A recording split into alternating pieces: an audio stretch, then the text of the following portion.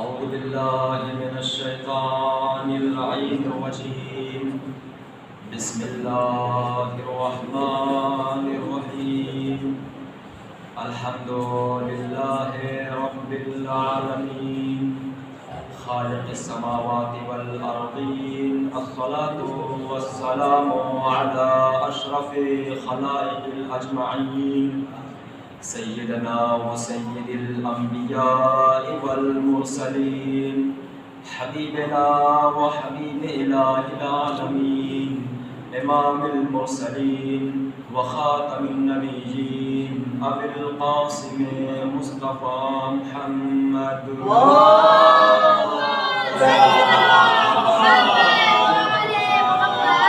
وعلى أهل بيته الميامين الذين انتخبهم الله تعالى هداة للبشر أجمعين لا سيما صهره وابن عمه ووصيه وخليفته وسيد عترته الصديق الأكبر والفاروق الأعظم أمير المؤمنين إمام المتقين علي بن أبي طالب عليهم السلام. صل على واللعنة الدائمة الباقية على أعدائهم أجمعين من الآن إلى قيام يوم الدين. أما بعد فقد قال الله الحكيم في القرآن الكريم. بسم الله الرحمن الرحيم. يا أيها الذين آمنوا اتقوا الله وكونوا مع الصادقين. صلى الله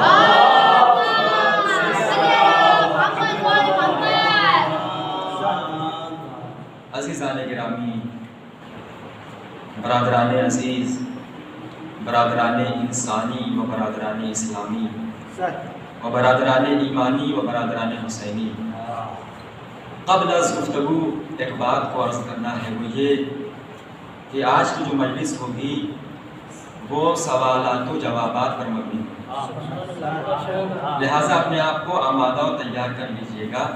میں آپ سے سوال کر سکتا ہوں کبھی بھی. عزیزان گرامی، بنا کسی تمہید کے اپنی گفتگو کا آغاز کرتا ہوں. جس آیہ مبارکہ کی تلاوت کا شرف حاصل کیا، اللہ سبحانہ و تعالی اس آیہ کریمہ میں ایمان والوں سے مخاطب ہو کر صاحبان ایمان سے خطاب کرتے ہوئے یہ فرما رہے ہیں، یا ایھا الذین آمنو، اے صاحبان ایمان، اے مومنوں، اے ایمان والو، اتقوا اللہ، اللہ کا تقوی اختیار کرو، تقوی الہی اختیار کرو، یعنی خوف خدا دل میں رکھو. تو اس کے بعد فرماتا ہے وَكُونُوا مَعَ الصَّادِقِينَ، اور سچوں کے ساتھ ہو جاؤ. عزیزان گرامی، اگر آپ غور فرمائیں تو آیت ہمیں یہ بتا رہی ہے، ہمیں یہ میسج دے رہی ہے کہ پہلے ہمیں صاحب ایمان بننا ہے، اس کے بعد ہمیں متقی بننا ہے، اور ہماری آخری اور تیسری ڈیوٹی یہ ہے وَكُونُوا مَعَ الصَّادِقِينَ، اور سچوں کے ساتھ ہو جانا ہے. عزیزان گرامی، اب یہاں پر سوال پیدا ہو رہا ہے. سوال کیا ہے؟ اللہ جو کہہ رہا ہے کہ صادقین کے ساتھ ہو جاؤ، سچوں کے ساتھ ہو جاؤ، تو سچوں سے مراد ہے کون لوگ؟ صادقین سے مراد کون لوگ ہیں کہ جن کے ساتھ ہونے کے لیے اللہ ہمیں حکم دے رہا ہے؟ اللہ سبحانہ و تعالی ہمیں کہہ رہا ہے کہ صادقین کے ساتھ ہو جاؤ، سچوں کے ساتھ ہو جاؤ. عزیزان گرامی، جب میں نے تفسیر نمونہ کا مطالعہ فرمایا تو وہاں پر اس آیت کے ذیل میں بہت سی تفاسیر ملی مجھے. اس میں سے ایک تفسیر آج خدمت میں پیش کر دے رہا ہوں، وہ یہ کہ سلیم ابن قیس ہلالی نقل کرتے ہیں کہ امیر المومنین علیہ السلام ایک روز مسلمانوں سے محو گفتگو تھے. اثناء گفتگو امام علیہ السلام نے مسلمانوں سے سوال کر لیا. کیا سوال کیا کہ کیا تم لوگوں کو معلوم ہے، کیا تم لوگ جانتے ہو کہ جب یہ آیہ مبارکہ نازل ہوئی یا ایھا الذین آمنوا اتقوا اللہ وکونوا مع الصادقین. تو حضرت سلمان رضی اللہ تعالیٰ عنہ رسول خدا کی بارگاہ میں آئے تھے اور آنے کے بعد یہ عرض کیا تھا یا رسول اللہ، سوال کیا تھا یا رسول اللہ اس آیت کا مفہوم عام ہے یا خاص؟ یعنی اس میں دنیا کے تمام مومنین شامل ہو سکتے ہیں یا نہیں، یا خاص ہے اس آیت کا مفہوم؟ یعنی دنیا، یعنی خاص کا مطلب یہ ہے کہ کچھ لوگ اس آیت میں شمار ہو سکتے ہیں، کچھ لوگ ہی اس آیت کا مصداق بن سکتے ہیں. مگر رسول اسلام نے کہا ہے سلمان اس آیت کا مفہوم عام یہ ہے کہ اس میں دنیا کے تمام مومنین شامل ہو سکتے ہیں جو سچے ہیں، لیکن سنو سلمان، صادقین سے مراد صرف اور صرف علی اور اولاد علی ہے. صرف اور صرف علی اور اولاد علی. عزیزان گرامی، اس کا مطلب یہ ہوا کہ اب دنیا چاہے جسے صدیق اکبر کا لقب ہے، جسے فاروق اعظم کہنے لگے، لیکن عزیزان گرامی ارے وہ علی کہاں سے لاؤ گے کہ جسے خود رسول اسلام نے کہا ہو یا علی انت الصدیق الاکبر، یا علی انت فاروق الاعظم. صلوات کریں گے محمد و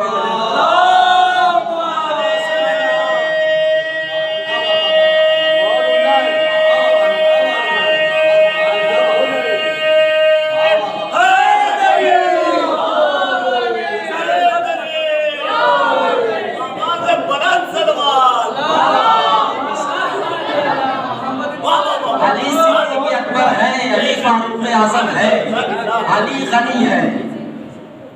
عزیزان گرامی، یہ دنیا والوں نے لقب دیے ہیں کہ فلاں صدیق اکبر ہو گئے، فلاں فاروق اعظم ہو گئے، فلاں غنی ہو گئے، لیکن رسول اسلام کی حدیث ان لوگوں کے بارے میں نہیں ملتی کہ صدیق اکبر انہیں کہا ہو، انہیں فاروق اعظم کہا ہو، انہیں فاروق امت کہا ہو. علی کے بارے میں ملتی ہے کہ علی صدیق اکبر ہیں، علی فاروق اعظم ہیں. عزیزان گرامی، آئیے ایک اور سوال آپ کی خدمت میں. سوال یہ ہے کہ اللہ جو ہمیں کہہ رہا ہے کہ سچوں کے ساتھ ہو جاؤ، صادقین کے ساتھ ہو جاؤ، تو سچوں کے ساتھ ہونے کا مطلب کیا ہے؟ سچوں کے، صادقین کے ساتھ ہو جانے کا، ساتھ رہنے کا مطلب کیا ہے؟ کیا صادقین کے ساتھ ہو جانے کا مطلب یہ ہے کہ جو سچے کھائے وہ ہم کھائیں؟ کیا صادقین کے ساتھ ہو جانے کا مطلب یہ ہے کہ جو سچے کرے وہ ہم کریں؟ کیا صادقین کے ساتھ ہو جانے کا مطلب یہ ہے کہ ہم فقط زبان سے دعویٰ کریں کہ ہم آل محمد کے ساتھ ہیں، محمد و آل محمد کے ساتھ ہیں؟ کیا صادقین کے ساتھ ہو جانے کا مطلب یہ ہے کہ ہم مجلس اعزاء میں آئیں، مجلس کریں، ماتم کریں، نوحہ کریں، اور جب محفل ہو تو ہم قصیدے پڑھیں، منقبتیں پڑھیں؟ کیا سچوں کے ساتھ ہونے کا مطلب یہی ہے؟ کیا صادقین کے ساتھ ہو جانے کا مطلب یہی ہے؟ عزیزان گرامی، صادقین کے ساتھ ہو جانے کا مطلب یہ نہیں ہے، بلکہ صادقین کے ساتھ ہو جانے کا مطلب یہ ہے کہ ہمیں اپنا اخلاق و کردار ان کے جیسا بنانا پڑے گا. زبانی دعویٰ کام نہیں چلے گا. دیکھیے، ہم عمل کے میدان میں جب آتے ہیں تو ہم پیچھے ہٹ جاتے ہیں. مجلسوں میں، محفلوں میں ہم آل محمد کے ساتھ رہتے ہیں، لیکن ہم مجلسوں کے بعد آل محمد سے دور ہو جاتے ہیں. محمد و آل محمد سے ہمارا کوئی رابطہ نہیں رہتا. عزیزان گرامی، ایک مثال کے ذریعے اس بات کو واضح کر دوں کہ آل محمد کے ساتھ رہنا کمال کی بات نہیں ہے، بلکہ آل محمد جیسا اپنا کردار بنانا یہ کمال کی بات ہے. مثال کے طور پر طوفان آ رہا ہو اور سیلاب آ رہا ہو، ہر جگہ پانی ہی پانی ہو، ہر جگہ پانی ہی پانی ہو، آپ کے ڈوبنے کا خطرہ بھی ہو، بچنے کا کوئی امکان نہ ہو، وہاں پر ایک کشتی بھی کھڑی ہو.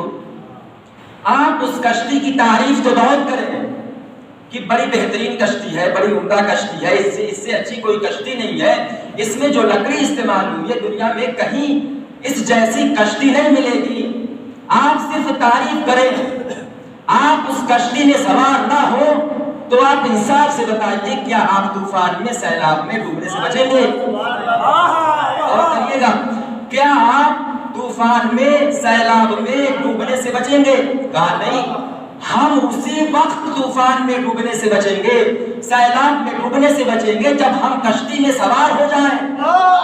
صرف تعریفوں سے کام نہیں چلے گا، صرف تعریف کرنا کمال کی بات نہیں ہے، جب تک ہم کشتی میں سوار نہ ہو جائیں۔ تو اب کیا ہم کشتی کی تعریف بھی نہ کریں؟ نہیں، کشتی کی تعریف بھی کریے، کشتی میں سوار بھی ہوئیے۔ جس طریقے سے آپ طوفان میں نہیں بچیں گے جب تک کشتی میں سوار نہ ہو جائے۔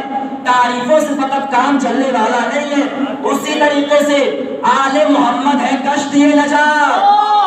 صرف تعریفوں سے، صرف منقبتیں پڑھنے سے، صرف قصیدے پڑھنے سے، صرف نواخوانی کرنے سے، صرف مجلس برپا کرنے سے، صرف ماتم کرنے سے کام نہیں چلے گا جب تک اپنا اخلاق و کردار آل محمد جیسا نہ بنا لے۔ صلوات کریں گے محمد صلی اللہ علیہ وسلم۔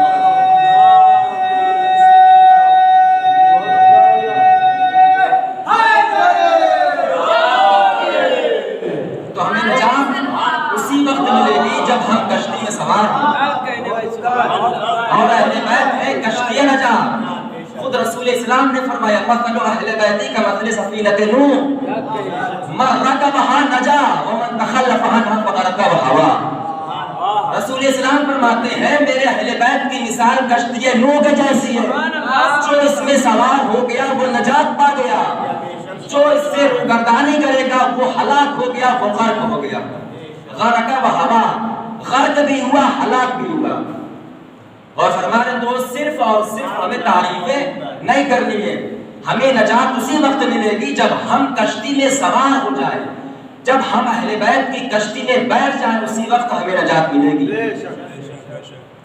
تو بھائی ذہن گرامی آپ کہیں گے کہ ہم کشتی کی تعریف نہ کریں، کشتی کی منقبتیں نہ پڑھیں، یعنی عالم کشتی سے مراد آل محمد، کشتی کے قصیدے نہ پڑھیں، کشتی کی تعریفیں نہ کریں۔ نہیں احسان گرامی، میں تعریف کرنے سے منع نہیں کر رہا ہوں، منقبتیں قصیدے نواخوانی سے منع نہیں کر رہا ہوں، آپ کشتی کی تعریف بھی کیجئے، کشتی میں سوار بھی ہوئیے۔ دیکھیے دونوں چیزیں اہم ہیں، دونوں چیزیں ضروری ہیں، کشتی کی تعریف کرنا بھی ضروری ہے، کشتی میں سوار ہو جانا بھی ضروری ہے۔ کشتی کی تعریف کرنا بھی ضروری ہے، کشتی میں بیٹھ جانا بھی ضروری ہے۔ کشتی کی تعریف کرنا شرافت کی دلیل ہے، کشتی میں بیٹھ جانا اطاعت کی دلیل ہے۔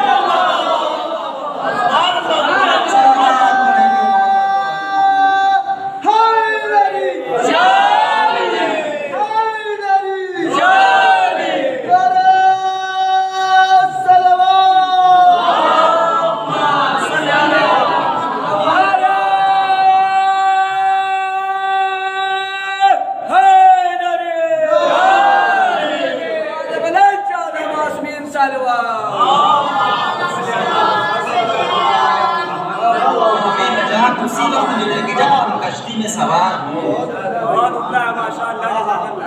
آزادار بننا بہت آسان نہیں ہے، آزادار بننا بہت آسان، ہم سمجھتے ہیں کہ ہم نے کڑا پہن لیا ہم آزادار ہو گئے، ہم نے دھاگا باندھ لیا ہم آزادار ہو گئے، ہم سمجھتے ہیں کہ ہم نے دھاگا باندھ لیا، کڑا پہن لیا ہم آزادار، ماتھے پر لبیک یا حسین کی پٹی باندھ لی کالی سی ہم آزادار ہو گئے۔ نہیں، آزادار بننا اتنا آسان نہیں ہے۔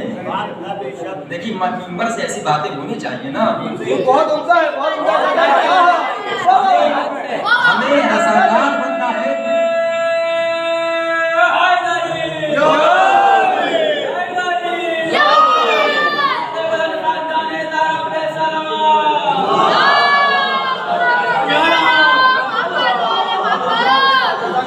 آزاداری کو رسم و رواج سمجھ رکھا ہے کہ ہم رسم و رواج کرتے رہیں گے، آزاداری ہوتی رہے گی۔ آزاداری اس کا نام نہیں ہے، آزاداری آزادار بننا کمال کی بات ہے، لیکن آسان نہیں آزادار بننا، مولا کا آزادار بننا ہے، شیخ کا آزادار بننا ہے۔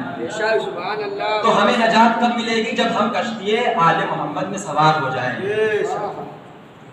آل محمد ہے کشتی نجات۔ اب آئیے اس بات کو سمجھانے کے لیے ایک اور مثال آپ کی خدمت میں پیش کرتا ہوں. آپ یہ بتائیے کہ یہ جو مغربی دنیا ہے یہ ہر چیز میں ہم سے آگے ہے. مغربی دنیا ہر چیز میں ہم سے آگے ہے, وہ آج سکسیسفل ہے. کیوں؟ عزیزان گرامی آپ یہ بتائیے انصاف سے کہ کامیاب کس قوم کو ہونا چاہیے تھا, آگے کس قوم کو ہونا چاہیے تھا؟ آپ بتائیے. آگے اسی قوم کو تو ہونا چاہیے تھا کہ جو معصومین علیہ السلام کو مانتے ہیں, اس لیے کہ جتنے بھی کامیابی کے سکسیسفل ہونے کے فارمولے ہیں وہ سب کے سب ہمارے معصومین علیہ السلام کے ہیں. تو کامیاب کسے ہونا چاہیے آگے, اور سکسیسفل کسے ہونا چاہیے تھا؟ ہمیں ہونا چاہیے تھا نا. لیکن عزیزان گرامی وہ مغربی دنیا وہ آگے کیوں نکل گئی, اس کی وجہ کیا ہے؟ آئیے میں آپ کو بتاتا ہوں ایک مثال کے ذریعے سے. مثال کچھ یوں ہے کہ آپ کسی مرض میں مبتلا ہوئے, مثال کے طور پر خدا نہ کرے آپ کو کوئی بیماری ہو. دیکھیے مثال میں حقیقت نہیں ہوتی ہے, ہوا کرتی ہے, حقیقت نہیں ہوا کرتی, بس اس کو سپوز کر لیجئے, فرض کر لیجئے کہ آپ کسی بیماری میں مبتلا ہوئے, آپ کسی حکیم کے پاس گئے, کسی ڈاکٹر کے پاس گئے, اس نے آپ کو نسخہ لکھ کر دیا, دوا لکھ کر دی کہ آپ اس دوا کو کھا لیجئے, آپ کا مرض ٹھیک ہو جائے گا, آپ کی بیماری دور ہو جائے گی. آپ گئے اس حکیم کے پاس, اس نے آپ کو نسخہ لکھ کر دیا, آپ نسخہ لے کر آئے تو آپ اس نسخے کی بڑی تعریف کرنے لگے, گلی گلی اس نسخے کو لے کر پھر رہے ہیں, ہاتھوں میں لیے پھر رہے ہیں, بڑا اچھا نسخہ ہے, بڑا بہترین نسخہ ہے, بڑے کام کا نسخہ ہے, بڑا عمدہ نسخہ ہے, اس سے اچھا کوئی نسخہ نہیں ہے, بڑے ڈاکٹر کا نسخہ ہے, بڑے حکیم کا نسخہ ہے. لیکن عزیزان گرامی آپ اسے کھائیے نہیں تو کیا آپ کا مرض دور ہوگا؟ کیا آپ شفا پائیں گے؟ نہیں پائیں گے.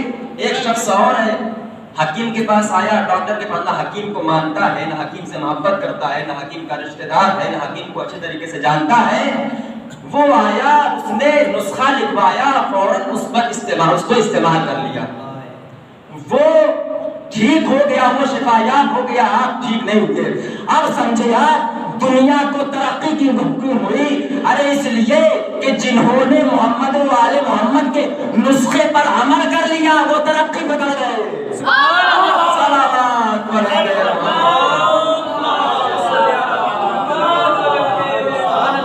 محمد و آل محمد کے فارمولے پر عمل کر لیا, بتائیں ان کی تعلیمات پر جنہوں نے عمل کیا وہ کامیاب ہو گئے, وہ سکسیسفل ہو گئے. عزیزان گرامی تو آل محمد کے اقوال میں, آل محمد کے کردار میں, آل محمد کے اخلاق میں کمی نہیں ہے, ہمارے اپنانے میں کمی ہے. ہم اس طریقے سے محمد و آل محمد کی باتوں کو فالو نہیں کر رہے ہیں جس طریقے سے محمد و آل محمد کی باتوں کو فالو کرنا چاہیے ہمیں.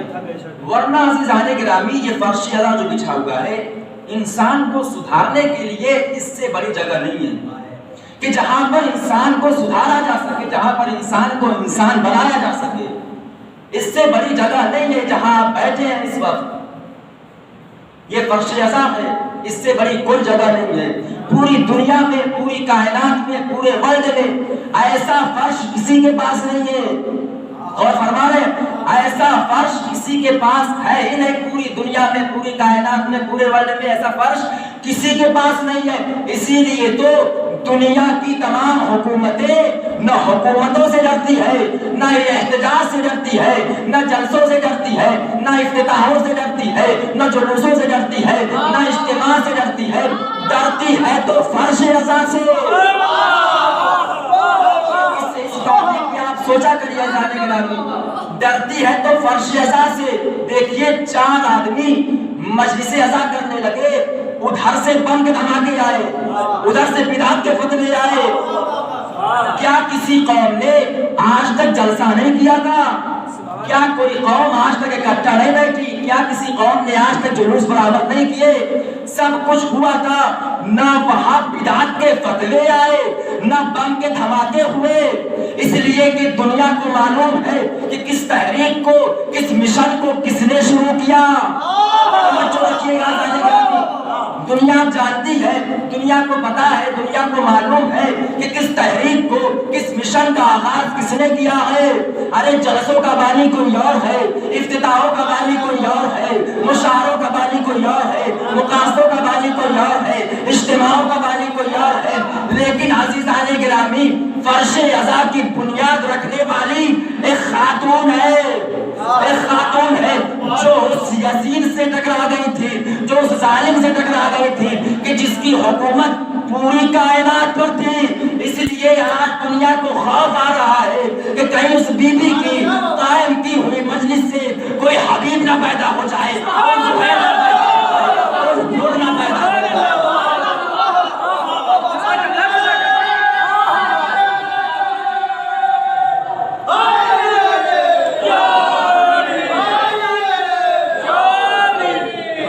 اس لیے آج دنیا کو یہ خوف ہے،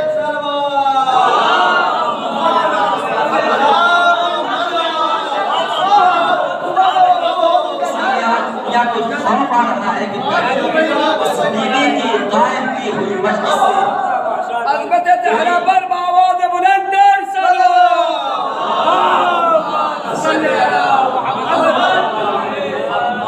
اس لیے آج دنیا کو یہ خوف آ رہا ہے کہ کہیں اس شہزادی زینب کی قائم کی ہوئی مجلس سے کوئی حور جیسا جذبہ نہ لے کر جائے، کوئی حبیب ابن مظاہر جیسا حوصلہ نہ لے کر جائے، اس لیے خوف آ رہا ہے دنیا کو آج مجلس عزا سے۔ آئیے ذات گرامی ایک اور سوالات خدمت میں رکھتا ہوں، وہ یہ کہ اس مجلس عزا کا بانی کون ہے؟ فرش عزا کو قائم کس نے کیا، برپا کس نے کیا، اور اس مجلس عزا کی بنیاد کس نے رکھی؟ جناب زینب نے۔ عورتوں میں جناب زینب نے، مردوں میں جناب سید سجاد، یعنی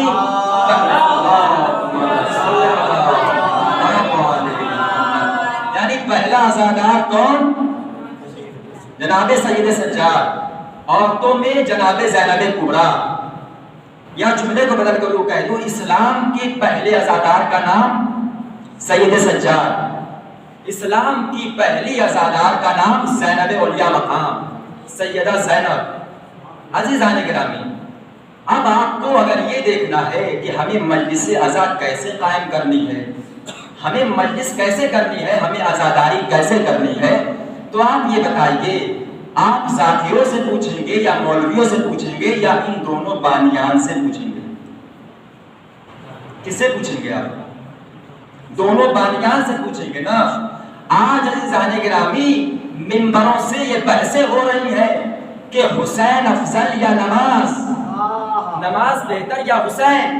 عزیزان گرامی آپ مجھے یہ بتائیے انصاف سے، حق و باطل میں جنگ ہوتی ہے یا حق حق سے ٹکراتا ہے؟ حق و باطل میں جنگ ہوتی ہے نا، حق حق سے نہیں ٹکراتا، حق حق میں جنگ نہیں ہوتی بلکہ حق و باطل میں جنگ ہوتی ہے۔ مثال کے ذریعے سمجھا دے رہا ہوں، یہ تو دیکھا ہوگا آپ نے کہ شیطان آدم سے ٹکرایا، شیطان آدم سے ٹکرایا، نمرود ابراہیم سے ٹکرایا، فرعون موسیٰ سے ٹکرایا، ابو لہب، ابو جہل، ابو سفیان ہمارے نبی سے ٹکرائے۔ یہ تو سمجھ میں آتا ہے کہ یزید حسین سے ٹکرایا، یہ تو سمجھ میں آتا ہے ذات گرامی، لیکن کہیں آپ نے دیکھا ہے کہ حق حق ٹکراتے ہیں؟ کہیں دیکھا ہے آپ نے کہ حق حق میں جنگ ہوتی ہے؟ کہیں آپ نے دیکھا کہ نماز روزے سے ٹکرائی ہو یا روزہ نماز سے ٹکرایا ہو؟ حق حق میں جنگ نہیں ہوتی، روزہ نماز سے ٹکرایا ہو یا نماز روزے سے ٹکرائی ہو۔ کہیں آپ نے دیکھا ہے کہ حسین آدم سے ٹکرائے ہو یا آدم حسین سے ٹکرائے ہو؟ نہیں ہوتا ہے نا ایسا۔ تو اگر نہیں ہوتا تو منبروں سے یہ بحثیں کیسی ہو رہی ہیں کہ حسین افضل یا نماز، نماز بہتر یا حسین؟ عزیزان گرامی آپ مجھے یہ بتائیے کہ پہلی عزادار کون؟ جناب زینب، مردوں میں امام زین العابدین۔ تو اگر ہمیں یہ دیکھنا ہے کہ ہمیں عزاداری کیسے کرنی ہے تو ہمیں ان دونوں بانیوں کو دیکھنا ہوگا، ان دونوں بانیان کو دیکھنا ہوگا کہ انہوں نے عزاداری کیسے کی۔ ہمیں جناب زینب اولیاء مقام کے بارے میں ملتا ہے کہ امام سجاد نے امام حسین نے فرمایا کربلا کے میدان میں وقت رخصت جب آئے، امام نے فرمایا یا اختی زینب لا تنسیری فی صلاۃ اللیل، اے میری بہن زینب مجھے نماز شب میں نہ بھولنا، مجھے نماز شب میں فراموش نہ کرنا۔ اور عزیزان گرامی آپ کو بتا دوں زینب اولیاء مقام کی پوری زندگی میں کبھی قضا نماز قضا نہیں ہوئی. تو سب سے پہلی عزادار کون؟ جناب زینب کبریٰ. سب سے بڑی عبادت گزار کون؟ جناب زینب اولیاء مقام. امام سجاد علیہ السلام کا لقب ہے زین العابدین، سید الساجدین. تو سب سے پہلا عزادار اسلام کا پہلے عزادار امام زین العابدین، سب سے بڑے عبادت گزار امام زین العابدین. تو اب ذاکروں کی باتوں میں نہ آئیے گا، ان دونوں بانیان کو دیکھ لینا. ارے جو عزادار ہوگا وہی عبادت گزار ہوگا، جو عبادت گزار ہوگا وہی عزادار.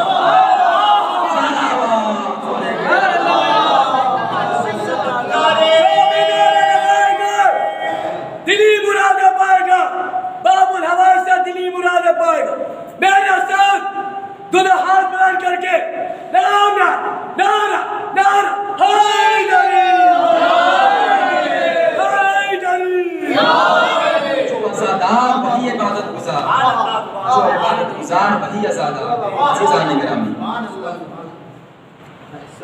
تو سیدہ زینب نے اور سید سجاد علیہ السلام نے اس مجلس عزا کو قائم کیا، اس مجلس عزا کی بنیاد رکھی. اب آپ بتائیے مجھے کہ سیدہ زینب نے مجلس عزا کی بنیاد کہاں رکھی؟ کس جگہ؟ کس ملک میں؟ شام میں. شام میں کس کی حکومت تھی؟ یزید کی حکومت تھی. اور یزید چاہتا کیا تھا کہ حسین کا نام مٹ جائے اور حسینیت دنیا سے مٹ جائے، باقی نہ رہے. اور سیدہ زینب نے مجلس میں کس کا تذکرہ کیا؟ امام حسین اپنے بھائی کا تذکرہ کیا، مجلس میں اپنے بھائی کا تذکرہ کیا. یزید چاہتا کیا تھا کہ حسین کا نام مٹ جائے اور حسینیت مٹ جائے. عزیزان گرامی، آپ مجھے بتائیے کہ اگر آپ کہیں مدرسہ بنائیں گے تو کہاں بنائیں گے؟ اگر کہیں مدرسہ بنانا پڑے تو کس جگہ بنائیں گے؟ آپ کس جگہ بنائیں گے؟ جہاں مخالف کم ہو، جہاں دشمن کم ہو. آپ یونیورسٹی آپ کالج کہاں بنائیں گے؟ جہاں پر مخالف کم ہو، جہاں دشمن کم ہو. لیکن میں کہوں گا اے زینب اولیاء مقام، اگر آپ کو مجلس قائم کرنی تھی تو آپ یزید کے دربار میں کیوں قائم کر رہی ہے؟ آپ کو اگر مجلس قائم کرنی تھی تو مدینے میں جا کر کرتی، مکے میں آ کر کرتی، کربلا واپس آ کر کرتی. یہ یزید کے دربار میں آپ نے مجلس عزا کیوں قائم کی؟ کہا اس لیے کہ تاکہ قیامت تک کے لیے عزاداروں کے دلوں سے یہ خوف مٹ جائے کہ عزاداری مٹنے والی نہیں ہے.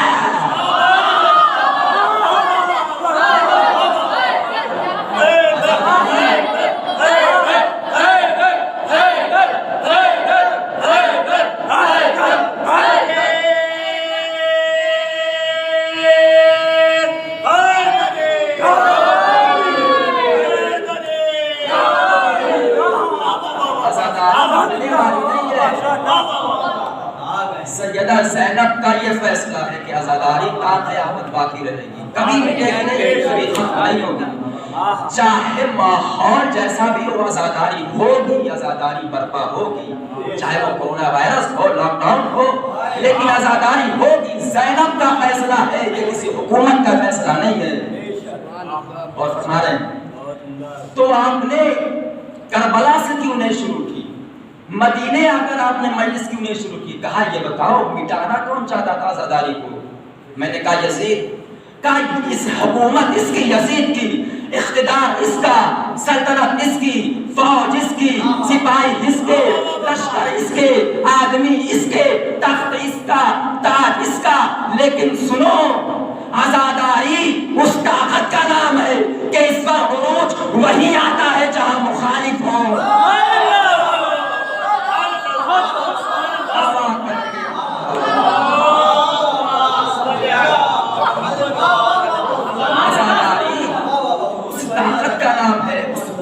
کا نام ہے کہ یہاں پر عروج بلندی معراج اسی وقت ہوگی کہ جہاں دشمن ہو، دشمن اہل بیت ہو. عزیزان گرامی، اب آئیے ایک اور سوال آپ کی خدمت میں. دیکھیے سوالات سے گھبرائیے گا نہیں، میں نے پہلے ہی بتا دیا، آپ کو آمادہ تیار کر دیا ہے. یہ بتائیے مجھے کہ قیام مختار پہلے ہے یا مجلس عزا کی بنیاد؟ مجلس عزا کی بنیاد ہے نا، اس لیے کہ قیام مختار تو 62 یا 63 ہجری میں ہے اور واقع کربلا ہوئی 61 ہجری میں. مجلس برپا کی گئی 61 ہجری میں، 61 ہجری میں مجلس عزا برپا کی گئی، واقع کربلا 61 ہجری میں. لیکن عزیزان گرامی، اگر زینب علیہ مقام مجلس عزا کو قائم نہ کرتی، غور فرما رہے ہیں، مجلس عزا کو قائم نہ کرتی اور مجلس قائم ہوتی قیام مختار کے بعد، غور فرما رہے ہیں، مجلس قائم ہوتی قیام مختار کے بعد، تو پتا ہے آج دنیا کیا کہتی کہ ان کی حکومت تھی، ان کا اقتدار تھا، ان کا منصب تھا، لہذا اقتدار کے بل پر، حکومت کے بل پر، شہرت کے بل پر، دولت کے بل پر انہوں نے مجلس عزا کو قائم کر دیا. لیکن زینب علیہ مقام نے قیام مختار کے بعد، قیام مختار سے پہلے مجلس عزا کو قائم کر کے یہ بتا دیا کہ عزاداری اقتدار کے بل پر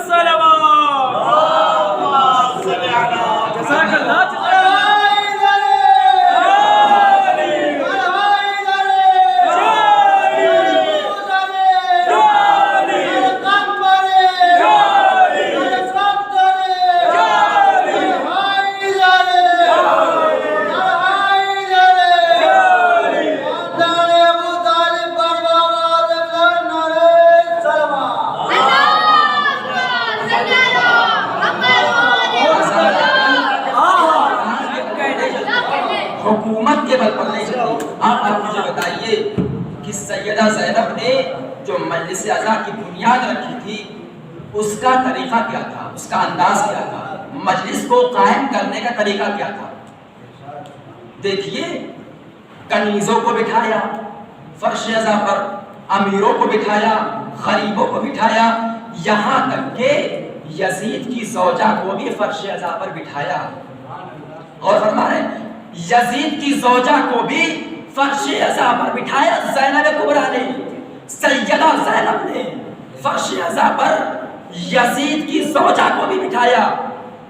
آج عزیزان گرامی پوری دنیا ایک کوشش میں لگی ہوئی ہے کہ غریب کو امیر کے برابر کر دیا جائے. آپ توجہ رکھیے، میری آواز میں نہ جائیے آپ. آج پوری دنیا ایک کوشش میں لگی ہوئی ہے، اسی چکر میں ہے کہ غریب کو امیر کے برابر کر دیا جائے، امیر کو غریب کے برابر کر دیا جائے، امیر کو غریب کے برابر کر دیا جائے، غریب کو امیر کے برابر کر دیا جائے. لیکن عزیزان گرامی پوری دنیا میں، پوری کائنات میں، پورے ورلڈ میں کسی بھی حکومت میں اتنی طاقت نہیں ہے، اتنا پاور نہیں ہے کہ غریب کو امیر کے پہلو میں بٹھا دیا جائے، امیر کو غریب کے پہلو میں بٹھا دیا جائے. ارے یہ کام بھی کیا تو زینب علیہ مقام نے کیا، شہزادی زینب نے کیا. ایک ہی فرش پر غریب کو بھی بٹھایا، امیر کو بھی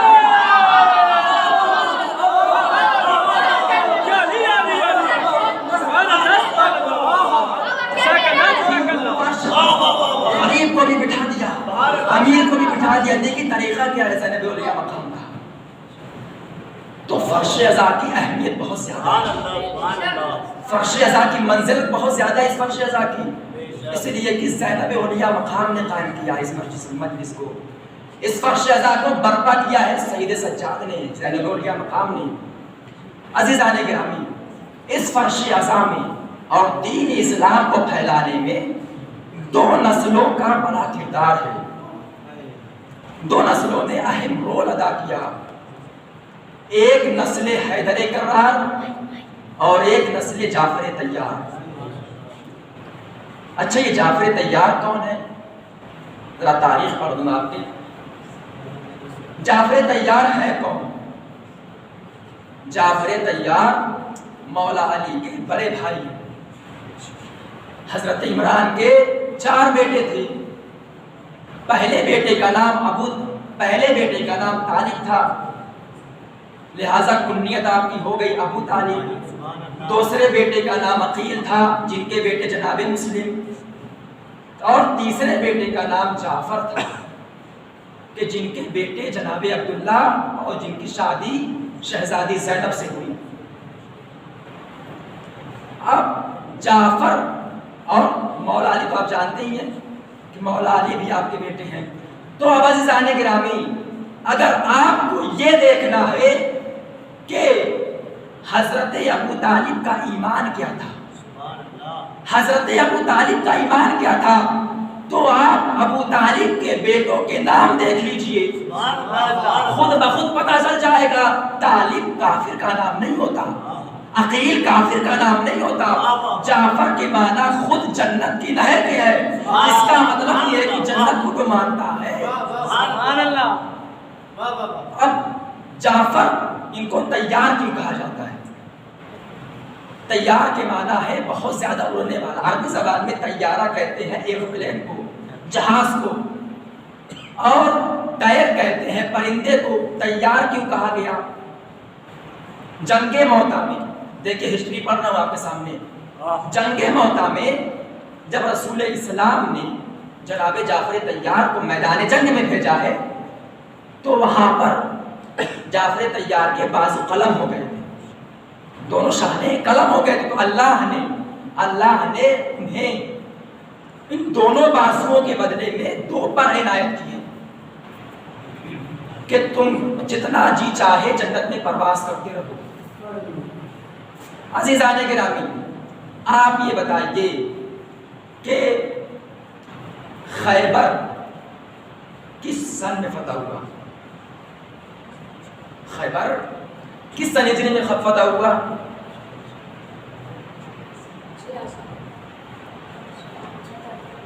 مجلسیں بہت زیادہ ہو رہی ہیں، لیکن مجلسوں سے کچھ فائدہ نہیں ہو رہا ہے.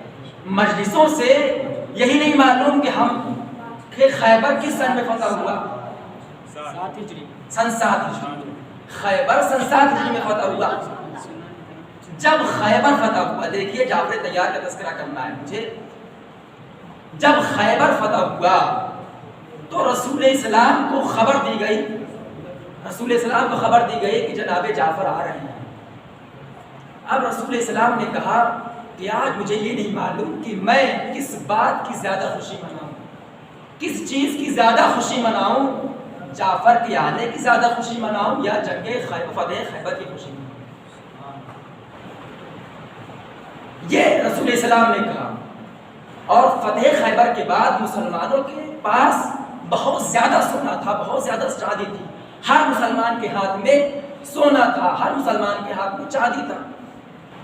جناب جعفر کے پاس کچھ بھی نہیں، رسول خدا نے دیا بھی نہیں.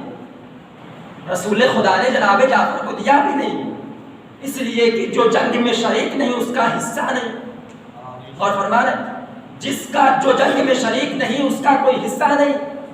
اب رسول اسلام، اب لوگ جناب جعفر کو تانا دے رہے ہیں کہ ہم نے تو سونا پایا، رسول اسلام نے ہم کو سونا دیا، چاندی دیا، اور جناب جعفر کو کچھ بھی نہ ملا. رسول اسلام نے جناب جعفر کو بلایا اور کہا ہے جعفر، کیا میں تجھے ایسی چیز نہ دوں کہ جو دنیا کی ہر چیز سے بہتر ہو؟ سبحان اللہ، سبحان اللہ. کیا تمہیں ایسی چیز نہ دوں جو سونے سے بھی بہتر ہو، چاندی سے بھی بہتر ہو، گویا دنیا کی ہر دولت سے بہتر ہو؟ جناب جعفر نے کہا یا رسول اللہ دیجیے. رسول خدا نے کہا ہے جعفر 4 رکعت نماز پڑھا کرو، جو آج ہمارے یہاں نماز جعفر طیار کے نام سے مشہور ہے. آپ کو ایک پیغام دینا چاہ رہا ہوں، مجلس کا پیغام، مقصد.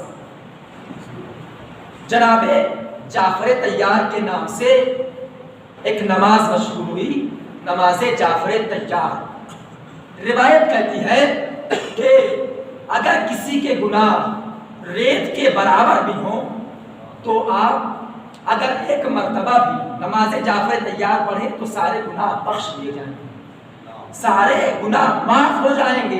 اور روایت کہتی ہے کہ آپ اسے روزانہ پڑھیے، اگر روزانہ نہ پڑھ سکے تو جمعہ کے دن ضرور پڑھیے، جمعہ کے دن نہیں تو مہینے میں ایک مرتبہ، مہینے میں نہیں تو سال میں ایک مرتبہ، سال میں بھی ایک مرتبہ نہیں پڑھ سکتے تو پوری زندگی میں ایک مرتبہ ضرور پڑھیے۔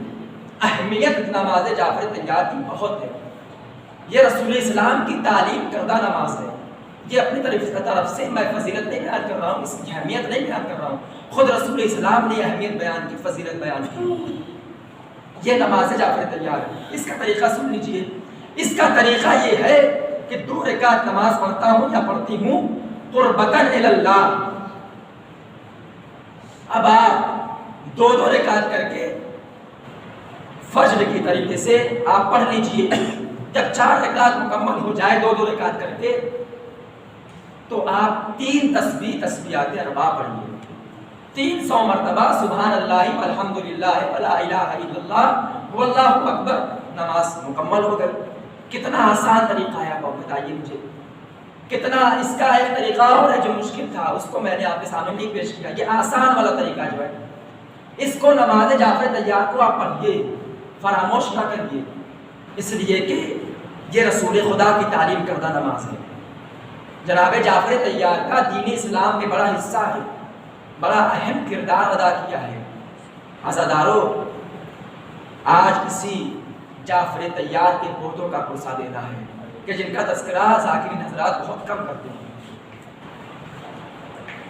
عزادارو، روایت کہتی ہے کہ جب سیدہ زینب تک یہ خبر پہنچی کہ حسین ابن علی مدینہ چھوڑ کر جا رہے ہیں، آئی جناب عبداللہ کے پاس، اپنے شوہر کے پاس، کہتے عبداللہ میرا بھائی مدینہ چھوڑ کر جا رہا ہے، آپ مجھے اجازت دیجیے۔ عبداللہ نے اجازت دی۔ اب زینب اولیاء مقام چلی، عبداللہ نے آواز دی، اے زینب، میں نے آپ کے نانا سے سنا تھا کہ اگر راستے میں سفر میں کوئی مشکل آئے تو صدقہ دے دیا کرو، یہ 2 صدقے ساتھ لے کر جاؤ، یہ 2 صدقے ساتھ لے کر جاؤ، ایک کو میری طرف سے قربان کر دینا، ایک کو اپنی طرف سے قربان کر دینا۔ لو عزادارو، قافلہ کربلا میں پہنچ گیا۔ 2 محرم کو وارد کربلا ہوا، 3 محرم کو خیام لگا دیے گئے، 7 محرم کا وہ دن آیا کہ پانی ختم ہو گیا، خیام حسینی میں ایک قطرہ آب نہیں ہے، ایک قطرہ پانی بھی نہیں ہے۔ عزادارو، شب عاشور آئی، امام حسین خیموں کا معائنہ کر رہے ہیں۔ ایک مرتبہ کیا دیکھتے ہیں کہ زینب اولیاء مقام ہے جو اپنے بچوں کو نصیحت کر رہی ہیں، اے میرے لاڈلو، اے میرے اولو محمد، اے میرے پیارے بچوں، کل اپنے ماموں پر اپنی جان قربان کر دینا، کل میرے بھائی پر اپنی جانوں کا نذرانہ پیش کر دینا، اس لیے کہ میرے حسین کو میری ماں نے چکیاں پیس پیس کے پالا ہے، اپنے ماموں پر جان قربان کر دینا۔ لو عزادارو، صبح عاشور نمودار ہوئی، صحابہ کے لاشیں آئے، زینب اولیاء مقام نے اولو محمد سے باتیں کرنا بند کر دی۔ زینب اولیاء مقام کے پاس اولو محمد آئے، کہتے اماں ہم سے کیا خطا ہو گئی ہے، آپ ہم سے ناراض کیوں ہیں، ہم سے خفا کیوں ہیں؟ ایک مرتبہ زینب اولیاء مقام کہتے ہیں، اے میرے بچوں، اے میرے اولو محمد، صحابہ کے لاشیں آ گئے، ابھی تک تم زندہ ہو۔ کہتے اماں ہم بار بار ماموں جان کے پاس جاتے ہیں مگر ماموں ہمیں اجازت نہیں دیتے۔ ایک مرتبہ زینب اولیاء مقام نے سر پر ردا رکھی حسین ابن علی کے خیمے میں چلی، آنے کے بعد ہاتھوں کو جوڑ دیا، کہا ہے بھیا حسین میرے ان بچوں کو مرنے کی اجازت دے دیجئے۔ لو عزاداروں، اجازت ملی۔ زینب اولیاء مقام نے ایک بیٹے کے سر پر حیدر کرار کا امامہ رکھا، ایک بیٹے کے سر پر جعفر طیار کا امامہ رکھا، عباس و حسین نے اور محمد کو سوار کیا، میدان میں چلے، حملہ کر رہے ہیں۔ فوجیں کہنے لگے ارے جعفر طیار کے پودے ہیں، حیدر کرار کے نواسے ہیں، ان دونوں بھائیوں میں جدائی ڈال دو۔ لو عزادارو اور محمد ایک دوسرے سے جدا ہو گئے، مگر عزادارو حیدر کرار کے نواسے تھے نا، جعفر طیار کے پودے تھے۔ نہر پر قبضہ کر لیا، فرات پر قبضہ کر لیا۔ ایک مرتبہ جیسے ہی جناب فضہ نے دیکھا اور محمد نہر پر قبضہ کر لیے ہے، ایک مرتبہ شہزادی زینب سے کہتی ہے اے شہزادی آپ کے بچوں نے نہر پر قبضہ کر لیا ہے، مبارک ہو۔ ایک مرتبہ زینب علیہ مقام در خیمہ پر آئے، آنے کے بعد آواز دی اے میرے بچوں پانی مت پینا، ارے خیام حسینی میں حسین کے بچے پیاسے ہیں، اہل حرم پیاسے ہیں۔ اجرکم اللہ، اجرکم اللہ۔ خدا آپ کو کوئی غم نہ دے سوائے غم مظلوم اہل بیت کے۔ آپ کی آوازیں گریا بلند ہو گئی ہے، خدا ان آوازوں پر رحمت نازل فرمائے، آپ کے آنسوؤں کو مال زہرا کی جگہ عنایت فرمائے۔ ہار باب اعظم ایک مرتبہ جیسے ہی بچوں نے اور محمد نے یہ آوازیں سنی، ماں کا حکم تھا، دریا سے پلٹ گئے، اب حملہ کرنے لگے، حملہ کرنے لگے، جنگ پہ جنگ کر رہے ہیں، حملے پہ حملے کر رہے ہیں۔ ہاں مگر زدارو ارے 3 دن کے بھوکے پیاسے تھے، کب تک لڑتے؟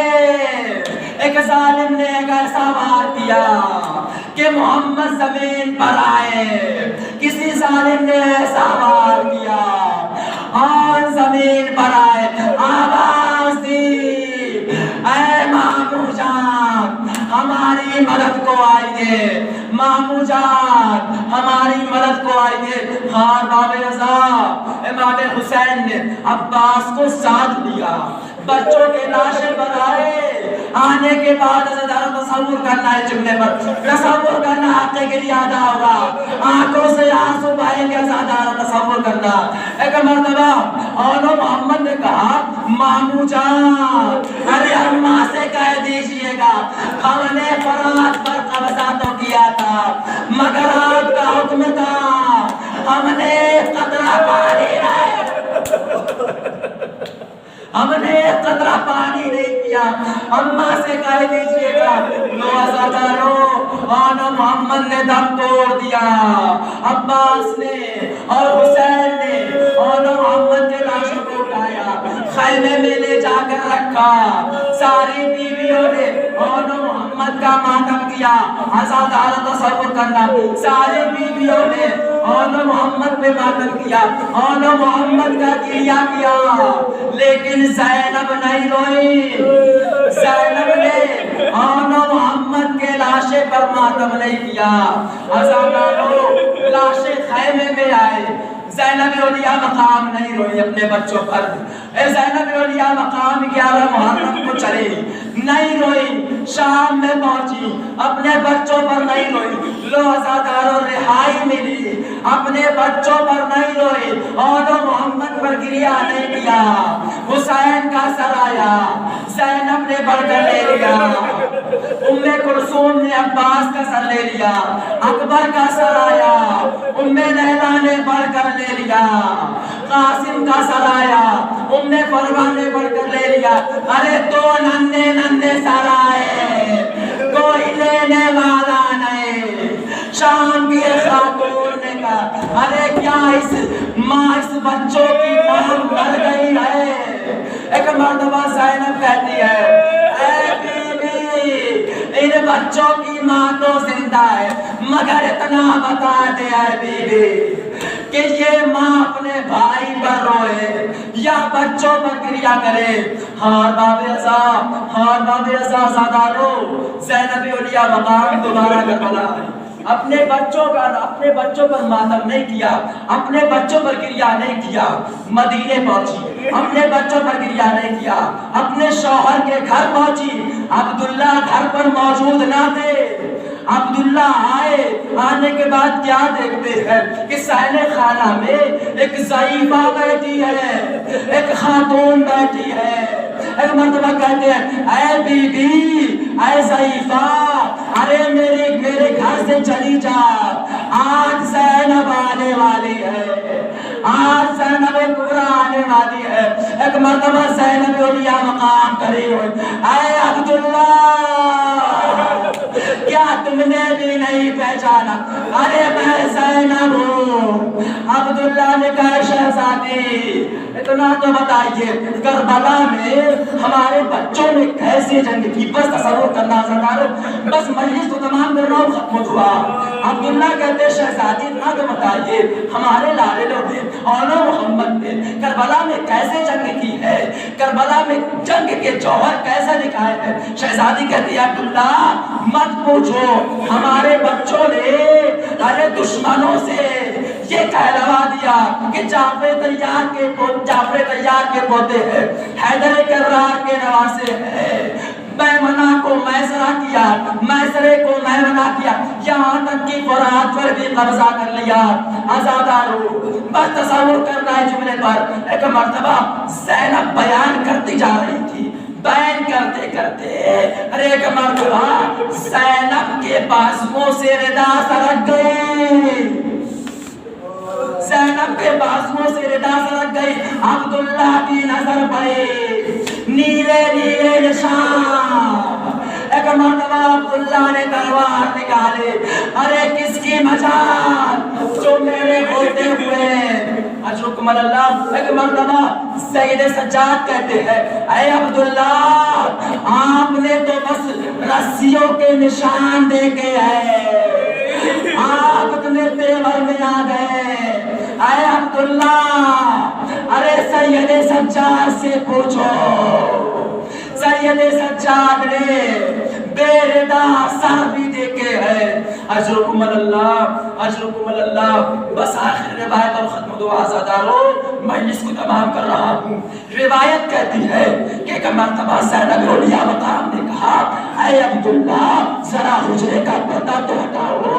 عبداللہ نے حجرے کا پردہ ہٹایا، کیا دیکھا؟ ننھے ننھے تکیے، ننھے ننھے بستر، ننھے ننھے مسلح۔ آزادارو ماں کا دل تھا، زینب اولیاء مقام طرف گئے، کربلا کا رخ کیا۔ اے اولو محمد مجھے معاف کرنا، ارے میں بھائی پر روتی یا تمہارا ماتم کرتی۔ وَسَيَعْلَمُ الَّذِينَ ظَلَمُوا أَيَّ مُنقَلِبٍ يَنقَلِبُونَ۔